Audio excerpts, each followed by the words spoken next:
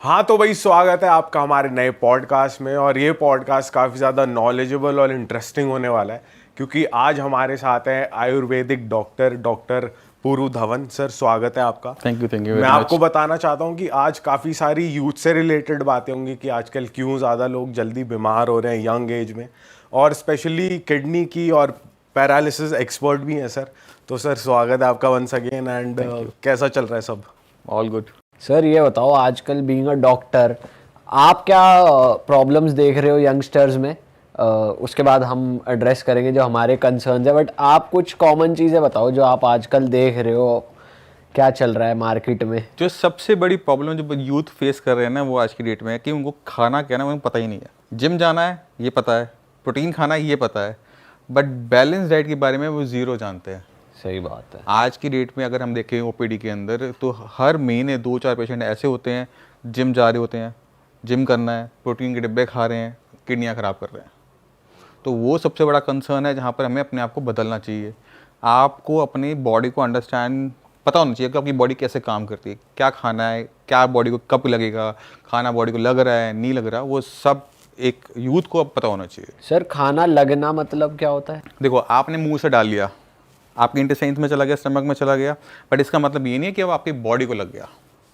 आपकी बॉडी को वो तब लगता है जब वो ढंग से डाइजेस्ट हो जाता है, जब उस पर बैक्टीरिया काम करते हैं, जो उसमें विटामिन्स हैं, मिनरल्स हैं, वो आपकी ब्लड में चले जाते हैं, वो तब आपकी बॉडी को खाना लगता है। सर जैसे हर कॉमन इंडियन की डाइट, जैसे मतलब नॉर्थ इंडियन साइड्स की अगर बात करें तो रोटी सब्जी, अगर हम ये आजकल लोग यूथ इतना तो अवेयर है कि भाई बाहर का नहीं खाना, घर का खाना खाना है, और घर के खाने में रोटी सब्जी चावल ये सबके मील में कॉमन मोस्टली होते ही हैं। हाँ, तो क्या ये भी सही खाना नहीं है या ये बेटर खाना है, या क्या इसमें मिसिंग है, कुछ बताओ। हाँ, इसमें मिसिंग सबसे बड़ी चीज़ हो जाती है वो है सब्जियाँ। अक्सर हम देखें हम रोटी चावल खा लेते हैं, साथ में खा लेते हैं राजमा छोले, तो इन चीज़ों के अंदर ना फाइबर की मात्रा कम होती है। तो अगर आप फाइबर की इंटेक कम कर रहे हो तो आपका भी लेके चलो कि आपका सिस्टम खराब हो जाएगा, आज नहीं तो कल।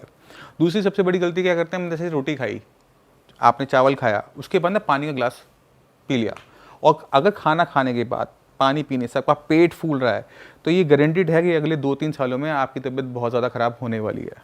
अच्छा। डायबिटीज़ डेवलप होगी, कोलेस्ट्रॉल आपका बढ़ेगा ही बढ़ेगा। तो कुछ चीज़ें हैं जिसका हमें ध्यान रखना पड़ता है खाना खाते समय, खाने के बाद, और क्या खा रहे हो वो बहुत बहुत इंपॉर्टेंट है। तो डाइट में क्या ज़रूरी होना चाहिए? देखो डाइट में सब कुछ होना ज़रूरी है, डाइट का बैलेंस डाइट होना बहुत ज़रूरी है। किसी एक टाइप के खाने को बार बार नहीं खाना, रोज़ पोहा नहीं खाना, रोज़ दलिया नहीं खाना, रोज़ घिया तोरी टिंडे नहीं खाने, इनको रोटेशन के साथ खाओ। मिक्स वेजिटेबल खाई, किसी दिन राजमा खाया, किसी दिन छोले खाए, किसी दिन मक्का की रोटी खाई, किसी दिन साग खाया, तो it should be in rotation. उससे क्या होता है, जब आप वैरायटी ऑफ फूड और ले रहे होते हो, जैसे फ्रूट एंड वेजिटेबल की वैरायटी ले रहे हो, तो अब किसी चीज़ के अंदर विटामिन सी ज़्यादा है, किसी के अंदर विटामिन डी ज़्यादा है, तो जब हम रोटेशन करते हैं ना तो बॉडी में डेफिशिएंसीज नहीं बनती, आपकी बोन्स में पेन नहीं होगा, आपको गैस की प्रॉब्लम भी कम होती है, कॉलिक पेन नहीं बनता। तो ये सारे फायदे आपको तब मिलते हैं जब आप बैलेंस डाइट पे चल रहे होते हो। पर जैसे आजकल से जिम में लोग ये कॉन्सेप्ट आ गया कि जितना ज़्यादा मील लोगे उतना ज़्यादा सही रहेगा क्योंकि उस हिसाब से गेनिंग होगी और बॉडी बनेगी आपकी। तो लोग दिन में 6-6 मील खा रहे हैं, 7-8 मील खा रहे हैं, तो वो सही है क्या? देखो नंबर ऑफ मील इतने मैटर नहीं करते, उस मील में ले गए रहे वो बहुत इंपॉर्टेंट मैटर करता है। आपने प्रोटीन बहुत ज़्यादा खाया, आप जब प्रोटीन ज़्यादा इंटेक कर रहे हो तो अपने सिस्टम पर लोड डाल रहे हो, क्योंकि प्रोटीन को आपको अपनी बॉडी में लगाने के लिए तोड़ना पड़ेगा। आपने जो प्रोटीन खाया वो डायरेक्टली तो लगने वाला है नहीं, वो आपके स्टमक में जाएगा, लीवर से डाइजेस्ट करेगा, फिर वो ब्लड में जाएगा, ब्लड सर्कुलेट करते हुए सारे के सारे बॉडी ऑर्गन्स को वो जाके वो यूज़ होगा। तो जब हम जिम जाते हैं तो क्या होता है, मसल्स हम वेट उठा रहे हैं, मसल के फाइबर टूट रहे हैं, तो वो प्रोटीन रिपेयर के लिए ज़रूरी होता है। तो इसलिए डाइट में प्रोटीन की मात्रा बढ़ानी चाहिए, बट डाइट में सिर्फ प्रोटीन नहीं होना चाहिए। दोनों चीज़ों में फ़र्क है। अगर आप सिर्फ प्रोटीन खाते रहोगे तो किसी और चीज़ की डेफिशिएंसी हो गई, तो आप डाइट में बढ़ा दो, एग्स बढ़ा दो, पनीर बढ़ा दो, और चीज़ों से इसको पूरा कर लो, दालें बढ़ा लो, बट सिर्फ और सिर्फ ये नहीं कि दालें सुबह शाम चल रही है, वो काम नहीं करना। अच्छा, और जैसे यंग एज में लोगों की तबीयत खराब हो रही है कि भाई पहले ही बीमार हो रहे हैं और फिर छोटी बीमारी लगी है फिर बड़ी बनती चली गई, हाँ, तो उसका क्या कारण हो रहा है? वो जनरल खान पीना ही है या कुछ और है? वो सिर्फ खाना पीना नहीं है, आपकी वो मेंटल हेल्थ भी इसमें इंक्लूड हो जाती है। रीज़न क्या होता है, जैसे आपने बीपी चेक नहीं करवाया, क्यों? क्योंकि आप यंग हो। आपको डायबिटीज़ डेवलप हो रही है, आपने चेक ही नहीं करवाते, आप 35 के हो रहे हो, आपने चेक ही नहीं करवाया। तो अब जब आपकी बॉडी में बीमारी है और आपको नहीं पता और वो बढ़ती जा रही है, तो एक बीमारी दूसरी बीमारी को बना देती है। फॉर एग्जांपल, अगर आपका बीपी हाई था, आपने उसका ध्यान नहीं रखा, तो आपको कार्डियक इशू तो हो ही जाते हैं, मगर आपको किडनी फेलियर भी हो सकता है, पैरालिसिस की भी दिक्कत हो सकती है। तो बीपी को इग्नोर करने पे बाकी बड़ी बीमारियां आ गई। तो तरीका ये होता है कि उसको छोटे पे ही ख़त्म कर दो, खाना बदलो, लाइफस्टाइल चेंज करो, उसको वहीं पे फिनिश कर दो, उससे पालना नहीं है। कुछ लोगों तो सर पता ही नहीं चलता कब क्या हो गया, कि कब हो रही है या नहीं हो रही, कब चेक करें क्या करें, तो कैसे पता? सर आइडियली कब चेक कराना चाहिए अपना फुल बॉडी चेकअप, मतलब आपके फुल हिसाब बॉडी चेकअप अपने बर्थडे पे फिक्स कर दो। अच्छा, साल में एक बार बहुत है। हाँ, साल में एक बार मिनिमम करवाओ, फिर शादी हो जाए फिर 2 बार करवा लो, मैडम के बर्थडे पे भी करवा लो। अच्छा, तो इस तरह से एक रूटीन सेट हो जाती है, मिस नहीं करते आप। तो वो एक तरह से अपने आप को खुद की इंश्योरेंस है, खुद का गिफ्ट है, आपने अपने को गिफ्ट दे दिया कि बर्थडे पे हम ये चाहते हैं कि गिफ्ट मिले, खुद को कभी हम कुछ देते नहीं है, तो आप अपने आप को हेल्थ दे दो। ठीक है, 2-3 हज़ार का टेस्ट हुआ, अब आप सिक्योर, ये साल सिक्योर हो गया, तो ये फायदा हो जाता है। अच्छा सर, आपने थोड़ी देर पहले कहा था कि अगर कोई खाना खाते पानी पी रहा है, उसको ब्लोटिंग हो रही है, तो मतलब कुछ दिक्कत 2-3 साल बाद उसको और बढ़ जाएगी। तो आइडियली पानी कब पीना चाहिए, खाना खाने के बाद या उससे पहले? देखो, आयुर्वेद में 3 टाइप के बताया गया कि किस तरह से आप पानी का इंटेक कर सकते हो।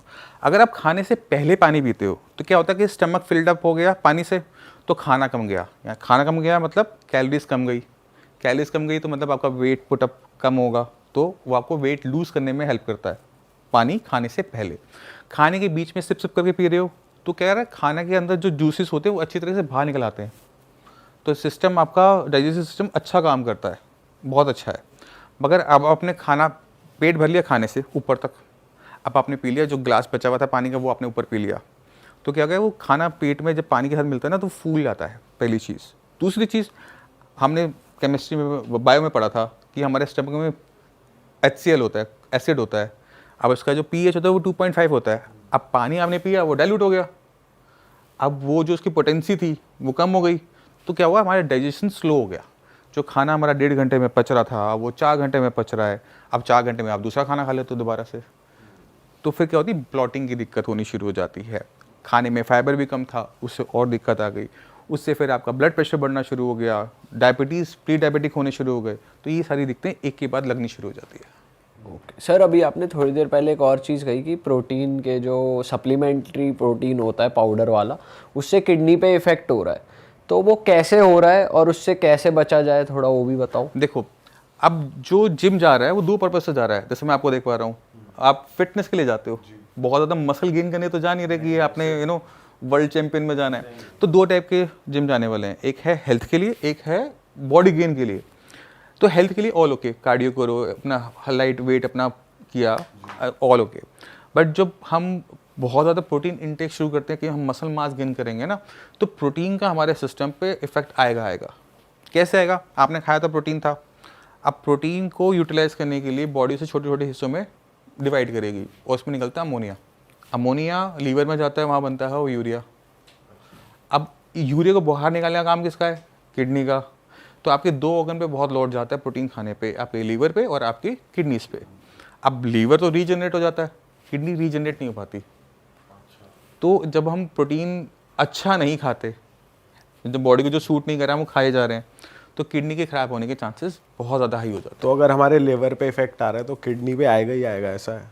हाँ, ये दोनों ऑर्गन्स आपस में रिलेटेड हैं। लीवर क्या करेगा, कोई भी हम खाना खाते हैं तो छोटे छोटे हिस्सों में डिवाइड करेगा कि बॉडी से यूटिलाइज कर ले, और जो उसमें गंदगी बनेगी उसको बाहर निकालेगी किडनी।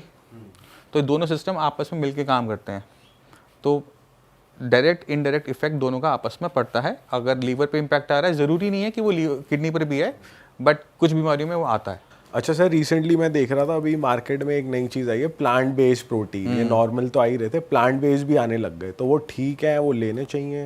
देखो, ये अगर प्लेन सच्ची में प्लांट बेस्ड है तो मेरे ख्याल से उसमें नुकसान नहीं होना चाहिए, बट आपने ध्यान के रखना है, आप जब भी प्लांट बेस्ड प्रोटीन लो तो साथ में प्लांट बेस्ड और भी चीज़ें फाइबर टाइप की साथ में ऐड करो, क्योंकि अगर आप प्रोटीन का पाउडर इंटेक कर रहे हो तो कहीं ना कहीं जाकर वो एक स्लरी सा बन जाता है, पेस्ट सा बन जाता है, तो वो आपके इंटेस्टाइन्स में चिपक जाता है।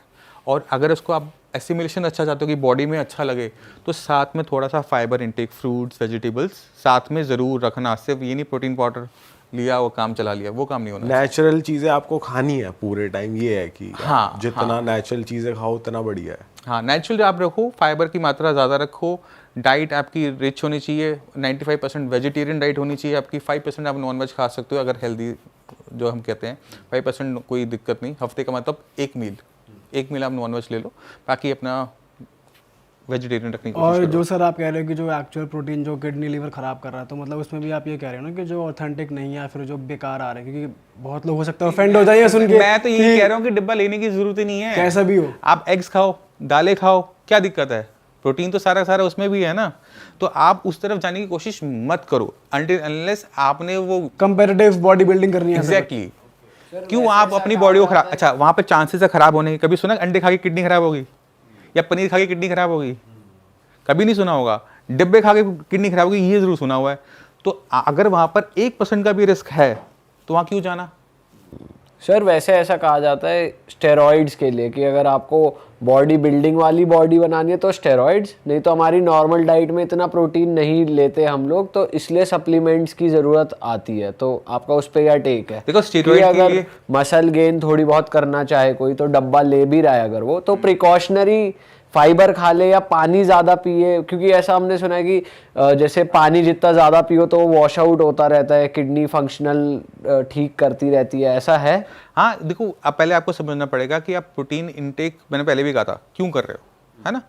अब आपने कहा कि हमें वो नेचुरल तरीके से नहीं मिल पाता, ऐसा नहीं है। आप बात को समझो कि अगर आप एग्स लेते हो 100% एब्जॉर्बेबल प्रोटीन है, पूरा बॉडी को लगेगा, कहीं नहीं जाएगा, तो आप एग्स की मात्रा बढ़ा सकते हो। अब बहाना होता है कि गर्मियों के मौसम में हम अंडे कैसे खाएं, कुछ लोग वेजिटेरियन होते तो अंडे नहीं खाते। तो आप ये समझो कि जैसे हम पनीर लेते हैं, अगर आप घर का बना हुआ पनीर का आप कुछ खा रहे हो तो उसमें प्रोटीन बहुत अच्छी मात्रा में है, आपके डब्बों से ज़्यादा अच्छा प्रोटीन मिल जाता है और आपके सिस्टम को इफेक्ट नहीं करता। आप खाना दिन में 6 बार खा लो। पर सर ये थिंकिंग रहते हैं ना कि 28 ग्राम फिर दिन में 2 स्कूप लेने हैं, पूरा बॉडी से डबल पूरा करना है, क्योंकि ये कहते हैं कि जितना आपका वेट है उससे डबल आपको प्रोटीन इनटेक करना होता है। हाँ, तो मगर एक बार मुझे बताओ, जब ये बॉडी हम बना लेते हैं, कभी देखा है उनकी लेटर एज में क्या हालत होती है? जॉइंट्स वॉइंट्स सब बोल जाते हैं, सब बेड पर होते हैं और किडनी खराब हो रही है, लीवर खराब हो रहा है। आपको पता है कि आपके साथ ये हो सकता है, पॉसिबिलिटी है, आप क्यों करना चाहते हो उसको? आप अगर किसी को इंप्रेस करने के लिए कर रहे हो तो बिल्कुल नहीं करना चाहिए। अपनी बॉडी को लीन रखो ना। अब आपके सामने ऋतिक रोशन भी तो एग्जाम्पल है ना, बॉडी देखो उनकी। अब ऐसा तो नहीं लगता ना कि सर उनकी तो बात नहीं कर सकते सर। सर वो तो सब साइकिल चलाते हैं सर, वो तो टीके लेते हैं। आप जितने भी एथलीट्स होते हैं, एथलीट्स होते हैं, उनकी बॉडी देखो आप, बिल्कुल इतनी बढ़िया बॉडी होती है, स्लिम बॉडी होती है। जब आप इंजेक्शंस ले रहे हो, अपने स्टेरॉइड्स ले रहे हो, तो बॉडी फूल तो जाएगी, बट उसे मेंटेन करना बहुत मुश्किल होता है लेटर एज पे। अब आप जो स्टेरॉइड्स ले रहे हो उसके साइड इफेक्ट आपको देखने को मिलेंगे, आज नहीं तो कल मिलेंगे, 100% मिलेंगे। तो आप रेडी हो उसको लेने के लिए, और रिस्क क्यों ले रहे हो? मैं कहूँ कि इससे आपको ये हो सकता है, ले लो, अभी नुकसान नहीं पहुंचाएगा, बाद में नुकसान पहुंचाएगा। करोगे? नहीं। अपनी हेल्थ के साथ करोगे? बिल्कुल नहीं करना चाहिए। सर ऐसा ही एक और मिथ भी है किडनी से रिलेटेड, किडनी स्टोन से रिलेटेड, कि बियर पी लो तो बियर पीने से आपकी किडनी की पथरी का दर्द नहीं उठता या पथरी निकल जाती है। तो उसका भी मिथ क्लियर करो सिंस आप एक किडनी एक्सपर्ट हो। ये तो सारे पेशेंट भी आगे पूछते हैं, डॉक्टर साहब पथरी है, बियर पी लूँ? मैडम साथ में बैठी होती है, पी लूँ? और हम उनको कहते हैं कि देखो नहीं, ज़रूरत नहीं है। अगर आपको स्टोन नहीं है और आप बियर पी रहे हो तो वो स्टोन बना रही है। अच्छा। याद रखना, उसमें ऑक्जेलेट है। हाँ, उसमें ऑक्जेलेट है, वो पथरी बनाएगी, उस पर पूरी रिसर्च हो चुकी है। अगर पथरी फंसी हुई है, मतलब उसने यूरिन को रोक रखा है, यूरिन बंद हो रहा है, निकल नहीं पा रहा, ब्लॉकेज कर रखा है, तब जब हम बियर पीते हैं तो वो एक डायूरेटिक की तरह काम करती है, बहुत ज़्यादा यूरिन बना रही होती है, प्रेशर बनाती है, तब वो पथरी पास हो जाती है। तो आप उसे कब पी रहे हो वो मायने रखता है ना। अब वो कैलिक्स में पड़ी हुई है, कहीं ब्लॉकेज नहीं कर रखा उसने यूरिन का, आप पथरी वो बियर पियोगे, पथरी बड़ी हो जाएगी। सर ये पथरी की ना प्रॉब्लम आजकल यंगस्टर्स में भी बहुत हो रही है। ये मैं थोड़ा जानना चाहता हूँ ये बनती कैसे है, क्योंकि हमने सुना है कभी कभी वैसे बता रहा हूँ कि शिकंजी पी रहे होते हैं, नींबू का बीज चला गया या टमाटर के बीज चले गए तो उनसे वो पथरी डेवलप हो जाती है। या कई लोग कहते हैं कि दवाइयों के वो दवाइयाँ खाते हैं हम, उससे पथरी बन जाती है, जो छोटे छोटे पीसेज या जो डाइजेस्ट नहीं होते। तो ये बनती कैसे है, थोड़ा इसके बारे में देखो, बताओ। जो भी आप खाना खाते हो ना वो किडनी तक पहुंचता ही नहीं है, डायरेक्ट नहीं पहुंचता, वो पहले आपके माउथ से गया, आपके स्टमक में गया, स्टमक से डिओडिनम में गया, उसके बाद अपनी स्मॉल इंटेस्टाइन्स, लार्ज इंटेस्टाइन, और फाइनली वो बाहर। अब जो उसके अंदर सामान था जो बॉडी ने एब्जॉर्ब किया, ब्लड में लेकर आया, अब उससे पथरी बन सकती है। अब जो हमारी जो स्टोन फॉर्मेशन होती है उसमें कैल्शियम के और ऑक्जेलेट के स्टोन सबसे ज़्यादा होते हैं, यूरिक एसिड के स्टोन सबसे ज़्यादा होते हैं। तो अगर आप खाना ऐसा खा रहे हो जिसमें ऑक्जेलेट ज़्यादा है, कैल्शियम ज़्यादा है, कौन से खाने होते हैं ऐसे? जैसे आप टमाटर की बात कर रहे थे, तो टमाटर के बीजों के अंदर ऑक्जेलेट होता है, बट वो इतना कम होता है कि पथरी बनाने में से 20 साल लगते हैं। अच्छा, ठीक है। दूसरी चीज़ है कि आप पानी का इंटेक कितना करते हो। अगर आप पानी का इंटेक कम कर रहे हो तो पथरी बनने के चांसेस ज़्यादा हैं। अगर आप पानी का इंटेक अच्छी तरीके से करते रहते हो, प्यास लगने पे पानी पी रहे हो, खुल के पानी पी रहे हो, तो वहीं पे स्टोन बन नहीं पाता, क्योंकि जो भी वहाँ पे पथरी बनाने वाली चीज़ है वो तो फ्लश आउट हो गई, तो वो इकट्ठा ही नहीं हो पाता। तो वाटर का इंटेक प्रॉपर रखना है, और खाने को आप इस तरह से जज मत करो कि इससे पथरी बनती है, इससे नहीं बनती। अब बन गई है तो वो निकलेगी, दिस वे और दैट वे। सर हमारे कुछ जानकार है जिनके पास मतलब किडनी में स्टोन है, और उनसे हम ये सुनते आते हैं यार इतने साल हो गए हैं वो निकल नहीं रहा है, अटका हुआ है, ट्रीटमेंट भी चल रहा है। तो मैं जानना चाहता हूँ, अगर आपके पास कोई पेशेंट आता है तो आप कितने दिन में उसको ट्रीट कर देते हैं, और आपका क्या तरीका होता है? देखो, किडनी स्टोन के पेशेंट हम ज़्यादा देखते नहीं है, बट मैं फिर भी समझा देता हूँ। अगर पथरी का साइज 7 से 8 mm के आसपास का है ना, या उससे छोटा है, और वो फंसी हुई है, तो निकल जाएगी। पानी पियो खूब सारा, गन्ने का juice P low, juices P low, और बियर की आप बात करते हो उस टाइम में बियर भी पी सकते हो अगर फंसी हुई है तो। अगर पथरी कैलिक्स में बैठी हुई है, किडनी का एक हिस्सा होता है कैलिक्स, अगर वहाँ पे बैठी हुई है तो वो आपकी बियर पीने से नहीं निकलेगी, पानी पीने से नहीं निकलेगी, जब तक वो फंस नहीं जाती। ठीक है। अब उसका साइज़ मैटर करता है कि उसको सर्जरी की ज़रूरत है या फिर वो ऐसे निकल जाएगी। तो अगर स्टोन का साइज़ 7-8 mm का है तो निकल जाएगी, उससे ऊपर है तो क्योंकि नली इतनी पतली है, अगर वो वहाँ पे फंस गई तो निकल नहीं पाएगी। तो साइज़ उसमें वहाँ पे मैटर करता है। ठीक है। अगर साइज़ बड़ा है, डोंट टेक रिस्क। सर आपके थोड़े क्लाइंट एक्सपीरियंस समझते हैं, आपके पास कैसे लोग आते हैं किडनी की प्रॉब्लम्स लेकर, उनको और किस तरीके की नहीं, मेरे पास जो पेशेंट आते हैं वो किडनी फेलियर के ज़्यादा होते हैं। फेलियर ही? हाँ, किडनी ख़राब हो रही है, क्रिएटिनिन बढ़ रहा है, यूरिया बढ़ रहा है, तो वो वाले पेशेंट ज़्यादा होते हैं। तो उनको आप फिर मेडिकली ट्रीट करते हो, मतलब सर्जरी ऑपरेशन ही ऑप्शन है या फिर कुछ और भी ऑप्शन है, लाइफस्टाइल चेंजेस? सर्जरी नहीं करते, सर्जरी तो कभी भी उसमें एडवाइस नहीं होती। उसमें डायलिसिस, उसके बाद अगर काम बन जाता है ठीक है, नहीं बनता तो ट्रांसप्लांट का ऑप्शन होता है। तो किडनी ख़राब क्यों होती है ना, वो बहुत इंपॉर्टेंट है। जो किडनी जो ख़राब हो रही है, 80% गलतियाँ हमारी ही होती हैं। आपका बीपी था, आपने ध्यान नहीं दिया, आपने अपनी बॉडी को चेंज नहीं किया, आपने खाने को चेंज नहीं किया, टाइम पे मेडिसिन नहीं ली, अब उस हाई ब्लड प्रेशर की वजह से किडनी ख़राब हो गई। इसी तरह से डायबिटीज़, अब डायबिटीज़ पता है मुझे कई सालों से है, डॉक्टर ने बोला है कि मेडिसिन खाते रहो, काम चलता रहेगा। तो पेशेंट क्या करता है, अरे डायबिटीज़ ही तो है, हर दूसरे घर में होती है, कुछ नहीं होता, डॉक्टर साहब ऐसे ही बोलते हैं। तो जो आपकी शुगर लेवल बढ़ रहे हैं वो आपकी किडनी पे इम्पैक्ट डाल रहे हैं। या तो शुगर ठीक कर लो या फिर किडनी का ध्यान साथ में रख लो। तो अगर हम इन दो बीमारी को निकाल दें ना, तो 80% किडनी की बीमारियाँ होंगी ही नहीं। तो लाइफस्टाइल डिसऑर्डर्स हैं, मतलब किडनी फेलियर 80% तो लाइफस्टाइल डिसऑर्डर हो गया, गलत खाने पीने की वजह से, स्ट्रेस की वजह से बीमारी डेवलप हो गई। सर जैसे आपने कहा कि हम लोग चेक ही नहीं कराते, हमें पता ही नहीं होता कि बीपी बढ़ा हुआ है, तो मैं चाहता हूँ कुछ ऐसे सिम्टम्स आप बताइए कि हमें चेक कराने की नीड पता चले, क्योंकि हम छोटी मोटी चीज़ें तो ऐसी सोचते हैं, तो ऐसे ही हो रहा है। बस यही अप्रोच है ना, यही अप्रोच बदलना है। वही मैं चाह रहा हूँ कि आप कुछ ऐसे सिम्टम्स बताओ कि हमारे जो व्यूअर्स है वो देख रहे हो तो उन्हें थोड़ा सा अवेकनिंग हो जाए कि नहीं यार ये। जितने भी डॉक्टर्स हैं, अच्छे डॉक्टर्स हैं, आपको कहेंगे कि रेगुलर बेसिस पे बीपी शुगर का टेस्ट करवाओ, खासकर 30 के बाद तो खासकर। ठीक है। मगर अगर आपको हेडेक बना रहता है, बार बार होता है, सिर में भारीपन बन जाता है, तो वो पहला साइन होता है जो आपको मिल सकता है हाई ब्लड प्रेशर की वजह से। ओके। ठीक है। अगर बीपी बहुत बढ़ जाएगा तो फिर वो वॉमिटिंग और वो वाली दिक्कतें आनी शुरू होती हैं, बट उससे पहले हेडेक से ज़्यादा कुछ नहीं पता लगता। घबराहट हो सकती है, थोड़ी बहुत घबराहट हो गई, इससे ज़्यादा बीपी में कुछ नहीं पता लगता कि बीपी बढ़ा हुआ है। वो चेक करवाने पे ही पता लगता है। तो किडनी पूरी खराब हो जाती है तब पता लगता है कि बीपी भी था और किडनी भी खराब हो गई।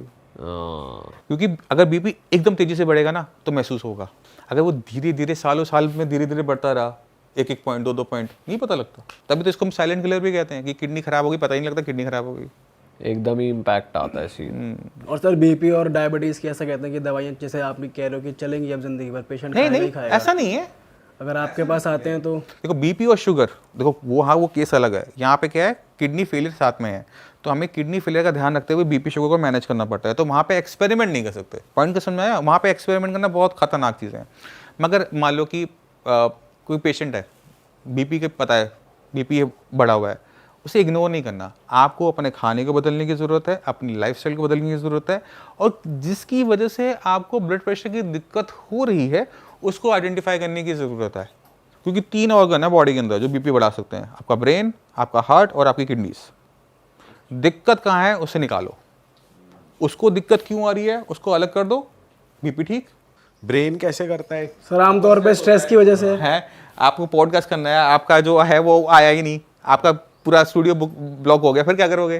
टेंशन तो होगी ना। अब ये रोज रोज हो रहा है तो दिक्कत हो जाती है ना। तो जब हम स्ट्रेस को डेवलप करते हैं तो बीपी शूट अप करना शुरू कर देता है। अब कभी कभी हम बेकार की चीज़ों में ले लेते हैं, टेंशन ले लेते हैं, ओवर थिंकिंग करते रहते हैं। सर हमारे घर पे बड़े तो लेते ही हैं हर चीज़ को लेके स्ट्रेस और टेंशन, बात बात पे से हम देखते आते हैं अपने घरों में, बड़े बूढ़े मतलब हर बात की टेंशन होती है उन्हें, तो इसीलिए मेजरली बीपी बढ़ रहा है। हाँ, और शाम को उनके साथ कौन आके मिलता है वो भी इम्पोर्टेंट है। देखो स्ट्रेस होगा, आप सिटीज़ में रहते हो आपको 100% होगा, नो डाउट। बट जब आपका काम ख़त्म होता है आप उसके बाद क्या करते हो वो आपको उस पर डिपेंड करेगा कि आपको बीपी की दिक्कत आएगी या नहीं आएगी। कि आप घर पे भी जाके लड़ ही रहे हो या कुछ और? 8 घंटे भी आप स्ट्रेस लो, कोई इशू नहीं। हाँ। जब से आप घर पे पहुँचे, आप अपने फ्रेंड्स के साथ हो, आपकी कंपनी क्या है, क्योंकि आप स्पोर्ट्स खेलने जा रहे हो, दोस्तों से मिल रहे हो, तो क्या है ना वहाँ पे सारा स्ट्रेस निकल जाता है। तो आपके लिए 2 काम हो गए, एक तो आपने फिजिकल भी कर लिया, स्पोर्ट्स एक्टिविटी खेल ली, दूसरा आप मेंटली भी रिलीव हो गए, तो वहाँ पे स्ट्रेस खत्म। जो 24 घंटे स्ट्रेस रखते हैं, रात को सो नहीं रहे हैं, नेटफ्लिक्स देख रहे हैं, सुबह जाना है जॉब पे जाना है, 6 बजे निकलना है, 4 बजे तक नेटफ्लिक्स देखा, 2 घंटे सोए, वो बॉडी खराब जल्दी हो जाएगी। नींद पूरी नहीं कर रहे अपनी बेसिकली। ये ज़्यादा हो रहा है सर, नेटफ्लिक्स देख रहे हैं 4-4 बजे तक। सर सीरीज का स्ट्रेस ले लेते हैं कि इस कैरेक्टर के साथ क्या होगा, अगले एपिसोड में क्या होगा, इसका भी स्ट्रेस ले लेते हैं लोग। दोस्तों का ले लेते हैं, दोस्त ने ये कर लिया मैंने नहीं किया, मैं पीछे रह गया, उसका स्ट्रेस हो जाता है। आप इमेजिन नहीं कर सकते, इतनी छोटी छोटी बातें हैं जो हमें लगती हैं कि यार ये इस बात के लिए कौन स्ट्रेस लेगा। शादी का स्ट्रेस, बाल नहीं है उसका स्ट्रेस, तो वो आपके पास एंडलेस पॉइंट है जहाँ पर आप स्ट्रेस ले सकते हो। बट आपको स्ट्रेस लेने से कुछ होता नहीं है, इनको कौन समझाए। आपको एक्शन लेना तो पड़ेगा ही ना, जो भी प्रॉब्लम है उसे सॉल्व तो करना ही पड़ेगा फाइनली, तभी तो स्ट्रेस जाएगा। अब आप स्ट्रेस लिए जाओ, उसके बारे में कॉन्टिन्यूसली ओवर थिंकिंग किए जाओ, ये ऐसा हो जाता, मैं ऐसा कर लेता, दिक्कत तो आनी है। सर कोई ऐसा केस बताओ, कोई पेचीदा केस किडनी का आपके पास आया हो, किडनी फेलियर का, और आपने ठीक कर दिया हो। नहीं, किडनी फेलियर के केसेस तो आप ये लेके चलो कि अच्छे बुरे सारे केसेस डेली बेसिस पे लगे रहते हैं। कोई एक्सट्रीम मैजिकल भाई ठीक हो गया मैजिकल, देखो मेडिकल साइंस में ना मैजिकल नहीं होता कुछ भी, जो भी है वो लॉजिकल है, साफ सी बात। अब मिरेकल्स तो होते हैं। देखो वो बताने वाले के ऊपर होता है। अच्छा, एक अच्छे डॉक्टर को पता होगा कि ये क्यों हुआ और कैसे हुआ। पर कई बार सर हमने ऐसा सुना है ना, डॉक्टर्स भी हैरान हो गए ऐसा कैसे हो गया। नहीं, वो वीडियो के टाइटल बनते हैं। अच्छा, बट देखो जितना आपको इन डेप्थ किसी चीज़ के बारे में नॉलेज है ना, तो वो मिराकल क्यों हो रहा है ना, आप उसकी भी नॉलेज निकाल लेते हो। एक जादूगर जब जादू करता है ना, तो आपके लिए वो जादू है, उसके लिए वो लॉजिक होता है ना। तो मेडिकल साइंस में भी ऐसे ही है। अब जो किडनी फेलियर है वो 2 टाइप का है। एक है एक्यूट किडनी इंजरी, जहाँ पे किडनी आपने दर्द की गोली खाई, 2 दिन खाई, तीसरे दिन किडनी पूरी खराब बंद हो गई, क्रिटिनिन पहुँच गया 20, 22, 24। अब ऐसे केस के अंदर क्या होता है कि जब हम मेडिसिन स्टार्ट करते हैं ना, तो पेशेंट 15 दिन में लेवल नॉर्मल, 15 दिन महीना भर में नॉर्मल हो जाता। जो 20-22 का लेवल था वो बिल्कुल नॉर्मल हो गया। अब आप हो गई मैजिक, पेशेंट कहेगा मैजिक कर दिया डॉक्टर साहब, आपने मेरी जान बचा ली। डॉक्टर साहब को तो पता है ना कि हुआ क्या था। ठीक है, तो वो एक हो गया। दूसरा क्या होता है, एक CKD, क्रॉनिक किडनी डिजीज, जहाँ पे किडनी धीरे धीरे खराब हो रही है बीपी की वजह से, शुगर की वजह से। तो वहाँ पर लेवल जब धीरे धीरे बढ़ते हैं तो लेवल धीरे धीरे नीचे आते हैं। लेवल आपका मान लो कि 10 है, आप आए तो लेवल नॉर्मल करना मुश्किल है वहाँ पे, क्योंकि किडनी के अंदर ना स्ट्रक्चर मर गया है। अब मरे को जिंदा तो किया नहीं जा सकता। मालूम मैं किसी पेशेंट को बोलता हूँ आप बायोप्सी करवा लो, बायोप्सी करवाते हैं तो किडनी अंदर से बिल्कुल एकदम सख्त हो चुकी है, हार्ड हो चुकी है, अंदर कुछ बचा ही नहीं है। तो अब वहाँ पर मिरेकल नहीं हो सकता है ना। तो वो डॉक्टर्स को, अच्छे डॉक्टर्स को पता है कि एक्चुअल में अंदर हो क्या रहा है।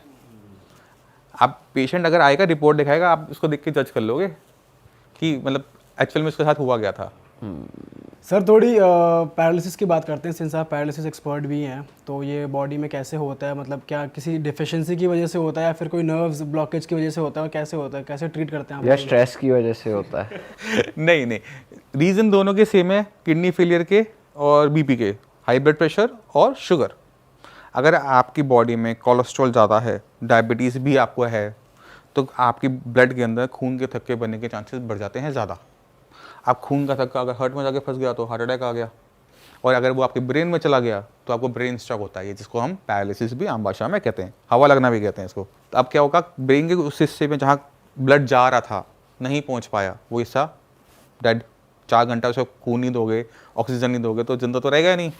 अब वो ब्रेन जो था, जो वो काम कर रहा था आपके हाथ पैर को चलाने का, वो नहीं कर पाएगा, तो उसको पैरालिसिस कहा जाता है। अब दूसरा रीज़न है हाई ब्लड प्रेशर। आपने ध्यान नहीं रखा, ब्लड जा रहा है प्रेशर के साथ ब्रेन में, नस गई फट, जैसे पाइप की, पानी की पाइप नहीं फट जाती प्रेशर से, वैसे वो फट जाती है। अब ब्लड गया अंदर फैल, अब जिस एरिया में वो फैलेगा वहाँ की फंक्शनिंग डाउन, बंद, और फिर वो आपके हाथ पैर बंद होंगे, आवाज़ जाएगी। वो डिपेंड करता है कि किस हिस्से को नुकसान पहुँचा है। और इसी तरह से डायबिटीज इसमें होता है, क्रॉनिक किडनी फेलियर में, CKD के अंदर बीपी बढ़ा हुआ है, आपका प्रेशर के साथ ब्लड एंटर कर रहा है किडनी के अंदर। अब वो बाल की 1/3 मोटी अंदर ब्लड सप्लाई है, 1/3, यानी आप इमेजिन नहीं कर सकते कि इतनी पतली सप्लाई के अंदर जब ब्लड जाता है, प्रेशर से जा रहा है।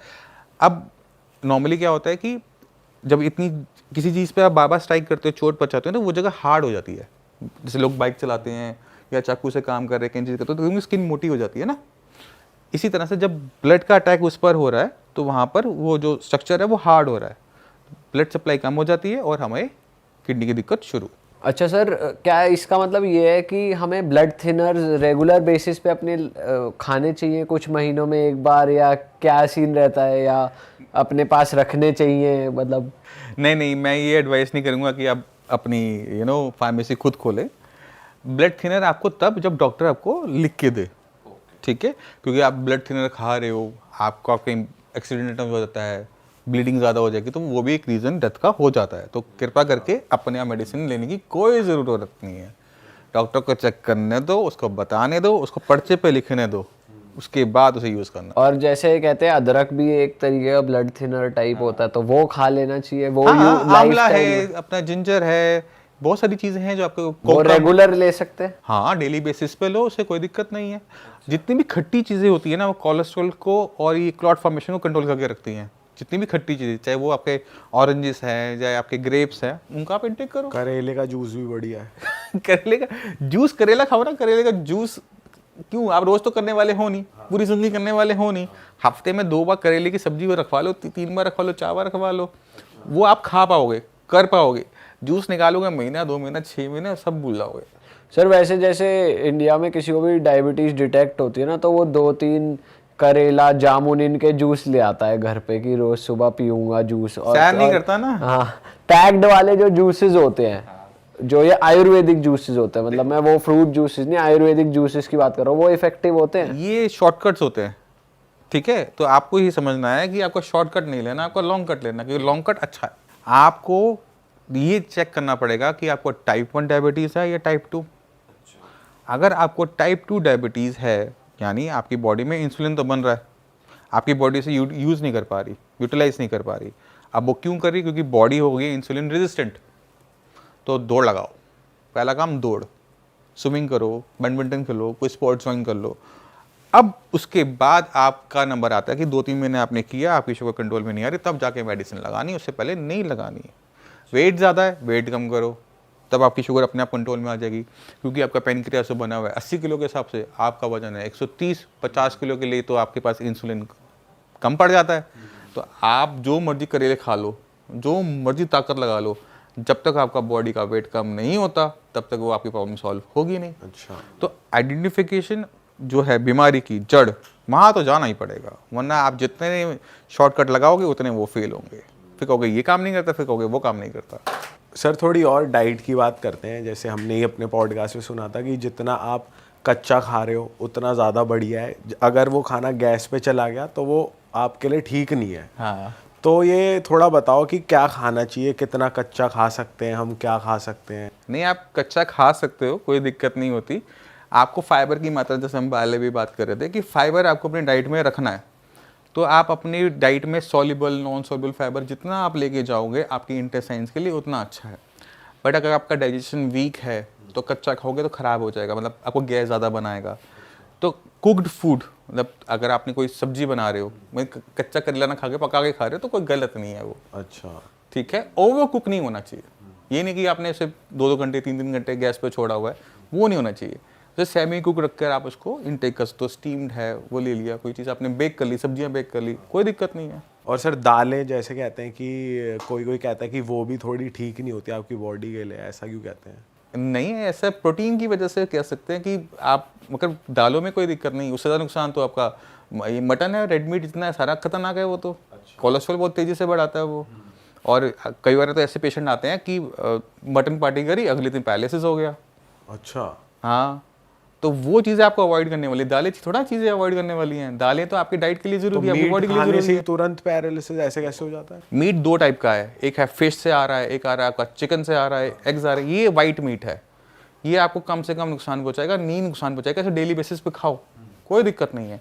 बट जब हम रेड मीट की बात करते हैं, जो जितने भी बड़े जानवर हो गए रेड मीट वाले, इनके अंदर कोलेस्ट्रॉल की मात्रा ज़्यादा होती है। दूसरा, इनको जितना कंज्यूम करोगे उतना बॉडी के अंदर टीमाओ एक मार्कर होता है जो बताता है कि बॉडी में कितनी इन्फ्लेमेशन, सूजन चल रही है, वो बढ़ जाता है। फिर होती है बीमारियाँ उसकी वजह से, कभी किडनी काम नहीं कर रही, कभी आपके लंग्स में दिक्कत आ रही, कभी आपके हार्ट में दिक्कत आ रही है। तो नॉनवेज इसलिए कम रखा जाता है, 5%। अच्छा, और रेड मीट पूरा जितना हो सके उसको अवॉइड करो। सर एक कॉमन प्रॉब्लम हो रही है आजकल, लोगों को लिम्फोसाइट्स भी हो रहे हैं कि कहीं कहीं फूल रहे हैं, हाथ पे गांठें बन रही हैं, वो कैसे बन जाती देखो, लिम्फ है या वो वेन्स है। लिम्फ आपके फूलेंगे बगल में, ग्रोइन एरिया में फूलेंगे, यहाँ बाजू पे नहीं फूलेंगे, यहाँ पे वेन्स फूलती हैं। तो आपको वो आइडेंटिफाई करना पड़ेगा कि वो वेन्स हैं या लिम्फ नोड्स हैं। तो ये भी नुकसान करते हैं बॉडी को? देखो, वेन्स जो हैं वो ब्लड को एक उसमें चला रही हैं। अगर आपकी वेन्स बहुत ज़्यादा फूल रही हैं तो आप या तो एक्सरसाइज ज़्यादा कर रहे हो, है ना, या फिर ब्लड सर्कुलेशन प्रॉपर नहीं बना हुआ। तो आपको देखना पड़ेगा, पेशेंट को देखना पड़ेगा कि वहाँ प्रॉब्लम एक्चुअल में है क्या। जैसे हाथ में है यहाँ पे, तो फिर वो लाइपोमा होता है जो मोटे मोटे बन जाते हैं। सर देखो ये हो रखा है, देखना। हाँ, ये लाइपोमा बना हुआ है ना, इसमें तो बहुत सालों से है, कभी कुछ ये हुआ नहीं। डांसिंग से बना होता है। देखो, जब आपने छुआ और वो हिले साथ साथ, तो वो लाइपोमा है, तो वो नुकसान करता है। फैट की डिपोजिशन है। अच्छा, ठीक है। सही डिसॉल्व कैसे होगा? नेचुरली होगा या फिर इसको ट्रीट करना पड़ेगा? आप इसको चाहो तो इसको कर सकते हो, उस पर थोड़ा सा हीट अप्लाई करोगे तो फैट जो है वो ब्रेक डाउन होकर निकल जाता है। मेल्ट हो जाती है जैसे? ट्राई कर लो, कुछ खराब तो हो नहीं रहा, हीट ही तो अप्लाई मतलब करनी ये है। बॉडी में कुछ नुकसान नहीं करेगा? नहीं, अगर बहुत बड़ी हो जाए, पेन करने लग जाए, तो इसकी सर्जरी अच्छा ऑप्शन होता है, क्योंकि फैट को निकाल, मतलब तेजी से काम हमारा हो गया। और बहुत बड़ा तो छोटा सा इंसिजन लगना होता है। मतलब ये काफी टाइम से, पर इसका साइज कम मेरे हो भी रहा है, बढ़ आपके नहीं अकेले के नहीं है। मैं अभी खोलूंगा, मेरे भी इधर इधर निकल आएगी। ये तो सर बहुत कॉमन है, होती है। हाँ, जो भी जिसने भी जिम किया ना उसकी बन जाएगी। तो एक टाइम में हमने भी जिम किया था, हमारी भी बन गई, इसके बाद हमने छोड़ सर दिया। आप क्यों नहीं करते आप जिम? हाँ? आप नहीं करते आप सर जिम वर्सेस स्पोर्ट्स आप किसको पिक करते हो वैसे? देखो, मेरे जो सर्कल अच्छा बना और जो करने का मजा आया वो आया मुझे टेबल टेनिस और स्विमिंग में। अच्छा, तो मेरी स्विमिंग एंड टेबल टेनिस घूमती रहती है। ओके। और वहाँ पे क्या होता है कि जैसे हम रहते हैं गुड़गांव में, तो वहाँ पे एक अच्छा सर्कल बन जाता है। सेम एज ग्रुप के आपको लोग मिल गए, आपकी बातचीत हो गई, लर्निंग अच्छा बहुत अच्छी सर्कल मिल तो जाती है। नोएडा में ही बन जाता सर, ऐसी बात नहीं है।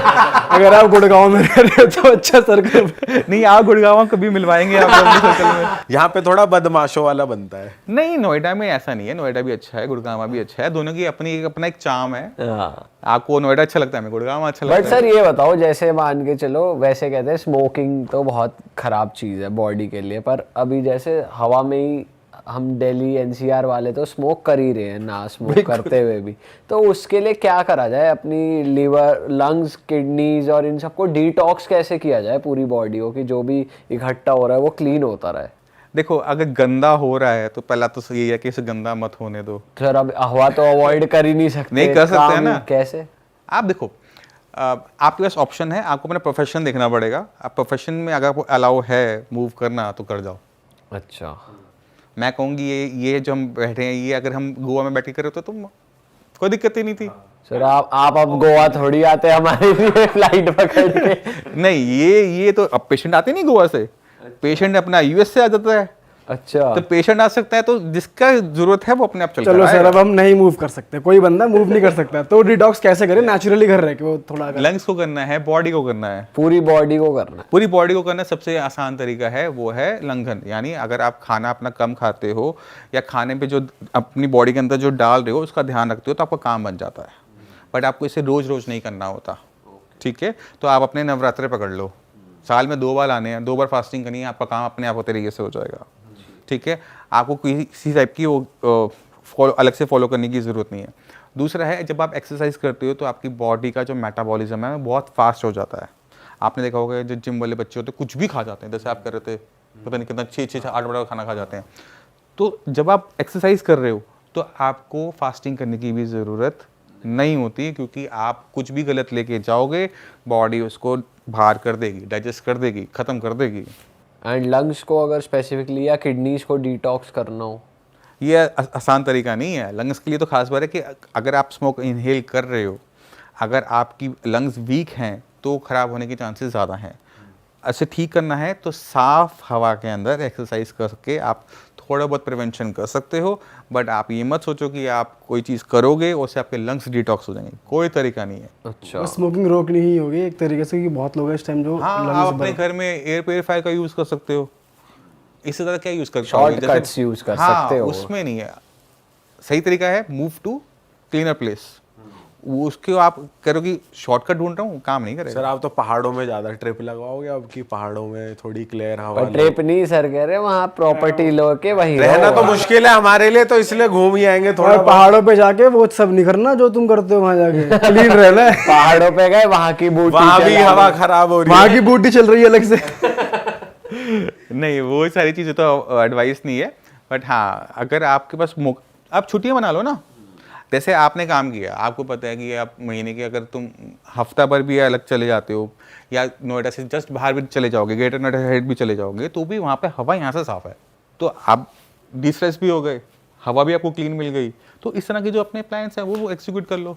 ओके, अच्छा सर, अल्कोहल की अगर बात करें तो कौन सी, मतलब अल्कोहल तो सारी खराब कौन सी but अच्छी है? सबसे ज्यादा डैमेज कौन सी करती है हमारे ऑर्गन्स को? सारी करती है। देखो, जिसमें जितनी ज़्यादा अल्कोहल परसेंटेज है वो उतना ज़्यादा नुकसान पहुँचाएगी। ठीक है, तो जो सब, तो आप अल्कोहल परसेंटेज में लगा लो। अच्छा, मेरे को बहुत ज़्यादा नॉलेज नहीं है, बट हाँ, जैसे आप नहीं वोडका पीते? होगी, जिन कभी कभार ओकेजनली, साल में कुछ दिन ही, बिना रोज तो नॉलेज देखे हैं सब तो जो आ जाए। आप क्या पीते हो वैसे? मैं नॉर्मली पसंद अगर देखा जाए तो बियर या फिर विस्की होती है, इससे आगे नहीं जाते। सर वाइन ठीक है, वाइन तो ठीक, वाइन, हाँ वाइन भी कर सकते हैं। वाइन पी हाँ, परसेंटेज देखो, परसेंटेज ऑफ अल्कोहल मैटर करता है कि आपको नुकसान कितना वो पहुंचाएगा, कितना नहीं पहुंचाएगा। और एडवाइस ये होती है कि जितना हो सके उसको अवॉइड करने की कोशिश करो। और ये सर मिक्सचर्स में जैसे कॉकटेल्स वगैरह बनती हैं वोडका की, जिन बहुत चल रही है आजकल कि लोग सर टॉनिक जिन वाटर, टॉनिक ट्रेंड में है, जिन टॉनिक, तो उसके लिए क्या करे इंसान? वो भी गलत है। क्या चीज़ नहीं, आप ये देखो कि आपने लास्ट कब पी थी। लास्ट तो अगर सर लास्ट आपने पी है कल, तो आज रुक जाओ। कल तो नहीं पी सर, पिछले तो हफ्ते आज पी थी। P low. अभी गिरा है गिलास। पिछले हफ्ते भी थी तो रुक जाओ। तो अपने जैसे डेज, जैसे आपका सर्कल बहुत अच्छा हुआ तो आप किसी न किसी का हर महीने में एक बर्थडे तो आता ही होगा रफली, तो वो डेज फिक्स कर लिया कि हाँ इस दिन पियेंगे, क्योंकि उस दिन आप रखोगे तो आपके ऑटोमेटिक तरीके से पूरा महीना नहीं हुआ, तो कम से कम पिए तो कम से कम नुकसान। और आपको अपनी लिमिट पता होनी चाहिए कि कहाँ रुकना है।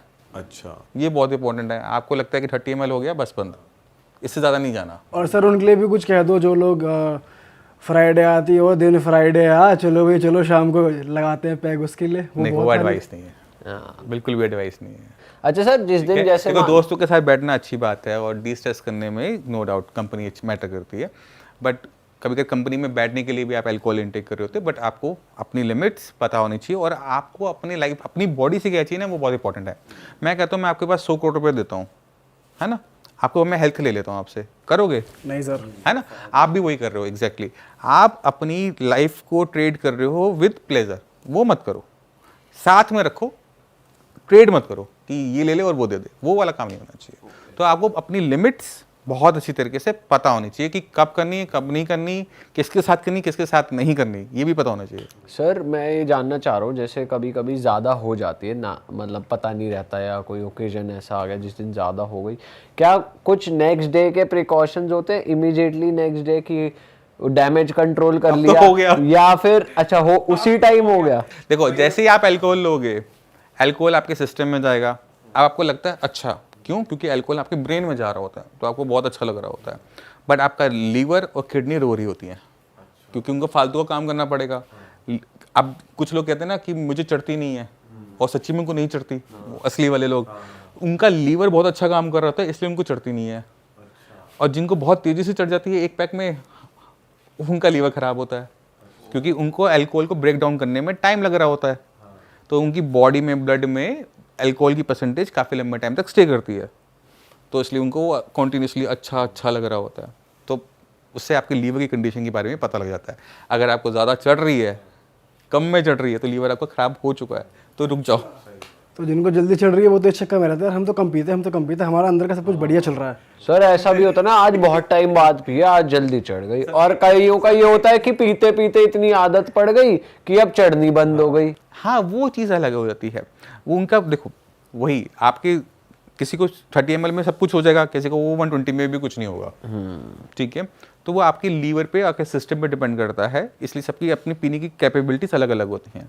तो आपको अपने लीवर का ध्यान रखना है, किडनी का ध्यान रखना है, तो कम से कम कृपा करके उन पर लोड दो, उनको इतना मत परेशान करो कि वो गए टाटा सी बाय बाय। और सर जैसे अभी दारू की और सिगरेट की बात चल रही थी, कुछ लोग अभी और हाई लेवल के भी नशे कर रहे हैं, जैसे कि चरस हो गया, गांजा हो गया, तो वो मतलब एक मज़ा तो आ जाता है लोगों को करने में, बॉडी को क्या असर आता है उस चीज़ का? नहीं, मुझे इसका कोई आइडिया नहीं है। मैं करता तो बता देता सर, ये सोच रहे। और अगर लोगों को मजा आ जाता है, तू कह रहा है तुझे कैसे पता उनको मजा आ रहा है? बातें करिए ना। नहीं, अल्कोहल तक तो ठीक है, बट हाँ मुझे इसका आइडिया ज़्यादा नहीं है। बट देखो, आपको उसका सोर्स ही नहीं पता होगा, अगर मैं गलत नहीं हूँ तो। पैकेट में तो आता नहीं है ना कि गवर्नमेंट दे रही है उसको, तो आप अब उसके अंदर क्या एडल्ट्रेशन है आपको पता ही नहीं है, तो जिसके बारे में आपको कंफर्मेशन नहीं है, आप बॉडी में डाल रहे हो तो अपने रिस्क पर डाल रहे हो। अब कल को आपके ब्रेन को कुछ हो जाए, अपनी बॉडी को, अपने हाथ पैर को ना हिला पाओ, ऐसा रिस्क लेना ही क्यों है? तो सर सही कह रहे हो आप, बहुत बड़ा रिस्क क्यों लेना है आपने? सही बात है। तो जिसके बारे में पता है कि ये होगा, जो कंफर्म है, उसको तो फिर आप एक बार कर सकते हो, बट जिसके बारे में आपको बिल्कुल डाउट के अंदर, क्वेश्चन मार्क के अंदर आपने किया, पता लगे उठ ही नहीं पाए, क्यों करेंगे हम? हाँ। तो सर एक बार थोड़ा प्रोसेस समझते हैं आपसे। अगर लोगों को टच में होना हो तो क्या प्रोसेस रहता है? आपकी टीम है, आप कैसे काम करते हैं, या आपका जो सेंटर है वहाँ पे और भी डॉक्टर्स हैं, या पर्टिकुलरली आप ही देखते हैं सबको? नहीं, कैसे मेरे पास रहता है? 40 डॉक्टरों की टीम है, और हम kidney failure, paralysis, Parkinson's, liver, psoriasis, इन सारी डिजीज़ को हम कवर करते हैं। तो हर फील्ड की अपने अपने डॉक्टर्स हैं। जैसे डॉक्टर मेघा हैं, वो अपना स्किन का ज़्यादा देखती हैं, लीवर देखती हैं। मेरे पास पैरालिसिस, किडनी ये हैं, तो सबके अपने अपने डिवीज़न हैं। तो जितनी बीमारी हम बताते हैं उतना ही हम करते हैं। अच्छा, हाँ, तो सारी डिजीज का भी। और सर जो आप मेडिसिन देते हो वो प्योर आयुर्वेदिक जाती है, मतलब जैसे कुछ लोगों को नहीं पिया जाते काढ़े, जैसे नहीं, काढ़े तो खत्म पुराने हैं और ओल्ड फैशन हो गए। मैं टैबलेट्स ही होती है मैक्सिमम की। और आप अगर यहाँ आ रहे हो तो अपने माइंड में ये लेकर आओ कि आपको रिजल्ट से मतलब है।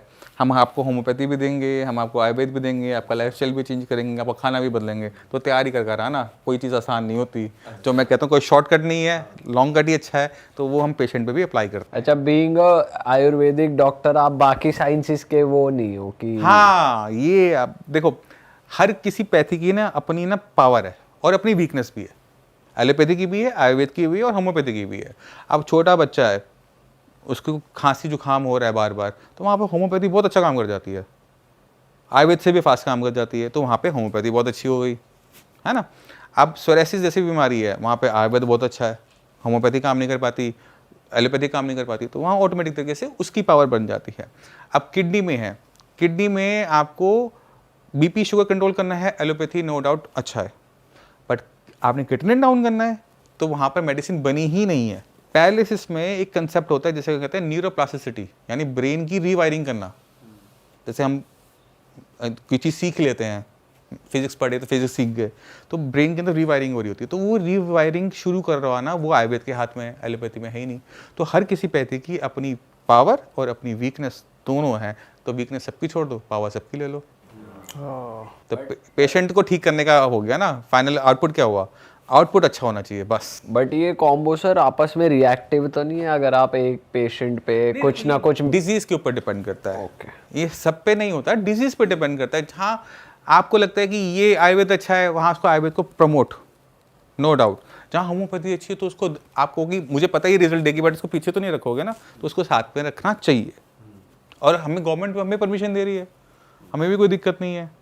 अच्छा सर, अभी नाम तो नहीं ले सकते हम किसी ब्रांड का, बट एक बहुत बड़ा आयुर्वेदिक ब्रांड है जिसकी मेडिसिन पे क्वेश्चन उठे हैं, मतलब प्रोडक्ट्स ही बैन हुए हैं उसके। तो आपकी प्रोडक्ट की सोर्सिंग क्या है और कैसे आप उसे बना रहे हो? क्योंकि पता नहीं होता आयुर्वेदिक, क्योंकि कहते हैं जड़ी बूटियाँ बहुत मुश्किल से सोर्स होती है, मिलना मुश्किल है, बनाने का प्रोसेस टफ है, तो आपकी कैसे नहीं, दवाइयाँ वो बन तो रही? डिपेंड करता है। हमारी तो अपनी खुद की फैक्ट्री है ओके। गुड़गांव में ही, उद्योग विहार में।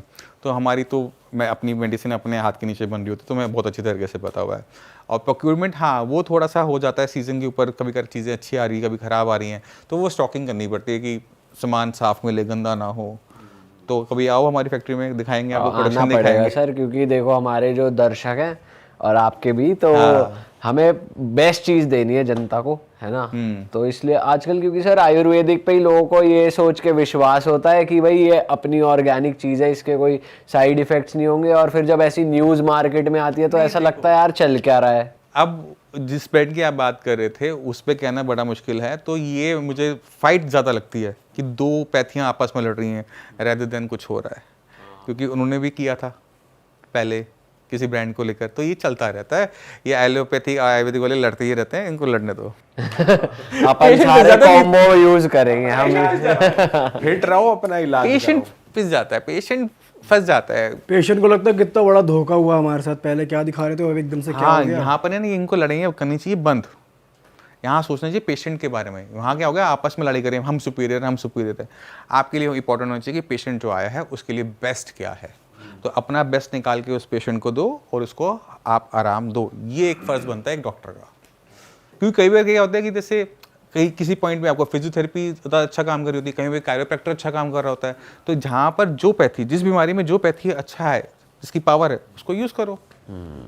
तो ओपन रहना चाहिए, सब चीज़ों को लेकर ओपन रहना चाहिए, बंद नहीं होना चाहिए। अच्छा सर, एक मेरा डाउट था कि आजकल मार्केट में almond milk, plant based milk भी आने लग गए, ओट मिल्क भी आने लग गया, तो ये ठीक है? जैसे कुछ लोग मिल्क से बचना चाहते हैं कि भाई गाय का दूध नहीं पीना है, वैसे नहीं पीना, तो ये ऑप्शन फैशन बन गया, फैशन। हाँ, फैशन बन गया, फैशन बन गया।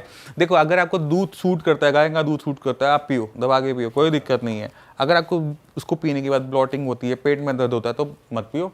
उसकी जगह आप सब्स्टिट्यूट ले सकते हो, आलमंड मिल्क और ओट मिल्क ले लो, कोई दिक्कत नहीं है। तो ये मार्केट में सही आ रहे हैं, जेन्युइन आ रहे हैं? घर में बना लो ना। आपने बादाम भिगोए हैं, उसको आपने रात भर भिगोया, सुबह उसको मिक्सी में चलाया, पानी डाला, आपका दूध तैयार। आलमंड मिल्क छान नहीं तो है इसको। अच्छा, इसी तरह सोया मिल्क भी बन जाता है। रात भर आपने उसे भिगोया, सुबह उसको आपने मिक्सी में चलाया, पानी डाल के आपका सोया मिल्क तैयार। तो आप उसको प्रोक्यूर क्यों करोगे जब घर में बना सकते हो? ना प्रिजर्वेटिव डलेगा, ना अपने घर में होगा, मम्मी बना देंगी। सही बात है सर। सर ये रेसिपी नहीं पता थी हमें असल में। अरे बहुत इजीली यूट्यूब पे तो बहुत इजीली अवेलेबल है, कोई दिक्कत ही नहीं होती उसके अंदर, तो ये ऑप्शन अच्छे हैं। All right. चलो भाई, इस पॉडकास्ट को ख़त्म करते हैं सर। हमको तो मज़ा आ गया, आशा करते हैं हमारी जनता को भी ये सब सुनकर, ज्ञान सुनकर बहुत मज़ा आएगा। और जनता से मैं यही बोलूँ, इस ज्ञान को अपने तक ना रखें, इसको शेयर करें, लोगों तक पहुँचाएं, फ्रेंड्स और फैमिली तक पहुँचाएं। और अगर आप सर को भी रीच आउट करना चाहते हैं, सर को कांटेक्ट करने की सारी डिटेल्स आपको नीचे मिल जाएंगी हमारे डिस्क्रिप्शन पे। इनफैक्ट यहाँ पे सर का इंस्टाग्राम भी आ रहा था, तो आप जाके चेकआउट सर का यूट्यूब चैनल भी है। सर के इनफैक्ट 3 चैनल्स हैं, उन तीनों के लिंक्स हम डिस्क्रिप्शन में डाल रहे हैं, जिसपे सर भी रेगुलर कंटेंट बनाते रहते हैं, इन्फॉर्मेटिव वीडियोस बनाते रहते हैं, ताकि आप बिल्कुल हेल्दी रहें। और अगर आपको कोई भी प्रॉब्लम है तो उसका सोल्यूशन सर देते रहते हैं, तो जाकर आप सब्सक्राइब कर सकते हैं। और हम मिलेंगे ऐसी एक मज़ेदार पॉडकास्ट के साथ। Till then bye bye, take care, अपना ध्यान रखो भाई।